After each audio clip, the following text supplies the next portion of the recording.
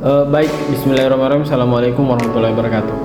Teman-teman tutorial online Universitas Terbuka, kita di pekan ketiga ini akan mendiskusikan tentang ajaran sifat melawan hukum, khususnya dalam tindak pidana korupsi.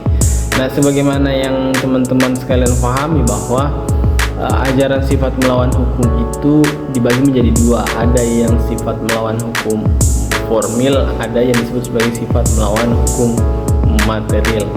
Demikian pula sebenarnya fungsinya. Jadi ajaran sifat melawan hukum formil dan material itu dibagi menjadi dua, dalam fungsinya yang positif maupun dalam fungsinya yang negatif.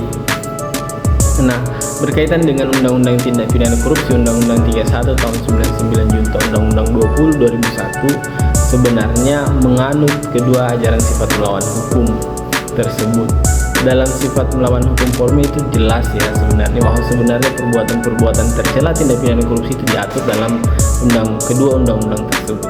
Demikian pula juga sebenarnya kriteria sifat melawan hukum material untuk perbuatan yang diatur dalam perundang-undangan ialah perbuatan tersebut dipandang sebagai perbuatan tercela karena sebenarnya tidak sesuai dengan rasa keadilan dan tidak sesuai dengan norma-norma kehidupan sosial dalam masyarakat, atau yang disebut sebagai living law. Jadi sebenarnya kedua ajaran sifat melawan hukum ini diatur dalam Undang-Undang Tindak Pidana Korupsi.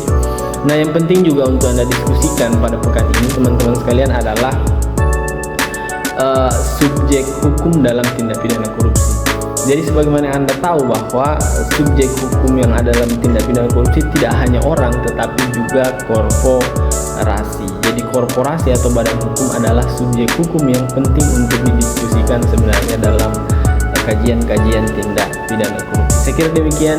Saya akhiri billahi taufiq wal hidayah. Wassalamualaikum warahmatullahi wabarakatuh.